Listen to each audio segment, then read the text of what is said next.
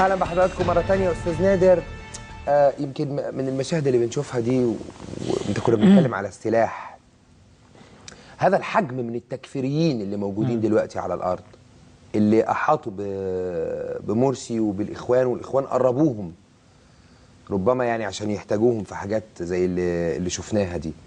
دول نتعامل معاهم ازاي لما احنا بنتكلم عن لم سلاح؟ وده لما تقول له اجمع السلاح هيجمع لك، ده بيقتل ابرياء على الهويه. لا طبعا انت عارف ان انا ما كانش قصدي انا بتكلم عن المواطنين العاديين يعني.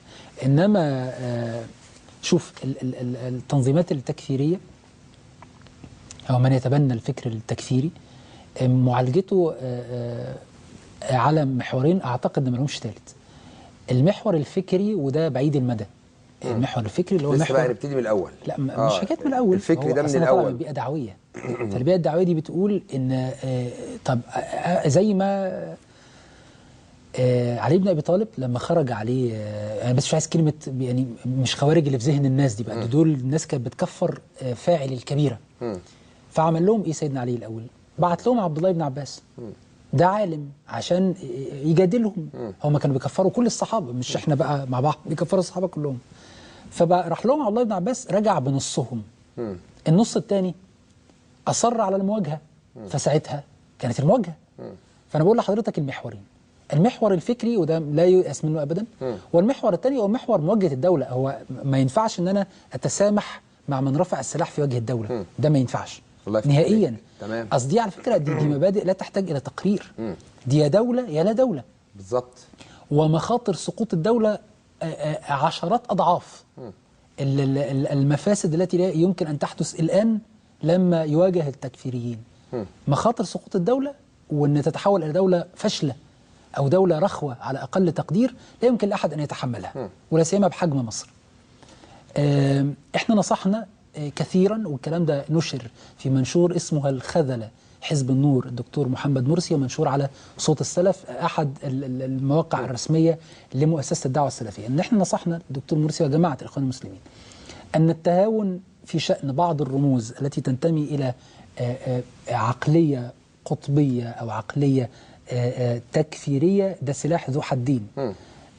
مؤلم جدا من الناحيه الدعويه لان احنا ما بنتعاملش مع الناس كده. الامر الثاني انك لن تستطيع السيطره عليه، وانه بالتاكيد هيؤذيك قبل حتى ما يؤذي الاخرين. لم يستمع الينا، وتحجج الاخوان في هذا الوقت بان هذه الرموز لا يمكن الان مخاطبتها، او لا يمكن الان يعني لا يمكن الان اثنائها عما تقول وتفعله. لان هم كانوا محتاجينهم، وده شيء في غايه الخطوره. ارتفعت وتيره التكفير اكثر، ووتيره العنف اكثر، والعنف اللفظي غير المسبوق في على الأقل حتى في العصر الحديث غير المسبوق من ناحية مظهره. ما هو الثمانينات والتسعينات كان فيها موجة في غاية السوء والتردي، لكن ما وصلتش إن حد يبقى رمز وقائد وبيتكلم من موقع كأن الدولة هي اللي بتوفر له هذا الموقع ويهدد الناس.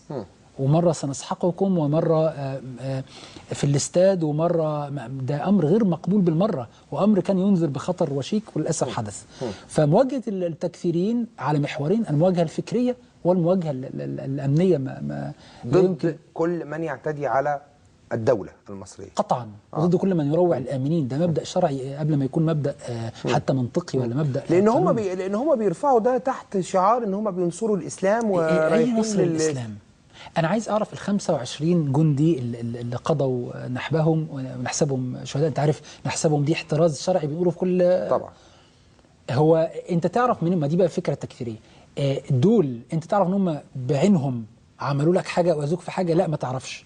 أنت أقصد يعني التكفيري شاف إن الجيش كله أو الشرطة كلها كافرة أو بتدافع عن منطق كافر، فيبقى كل أفرادها حلاله الدم. نفس الفكرة البشعة اللي كانت موجودة في وقت ما قد في الثمانينات والتسعينات، مش لقلة علم شرعي، لانعدام علم شرعي، عاطفة مستغلة أقصى استغلال.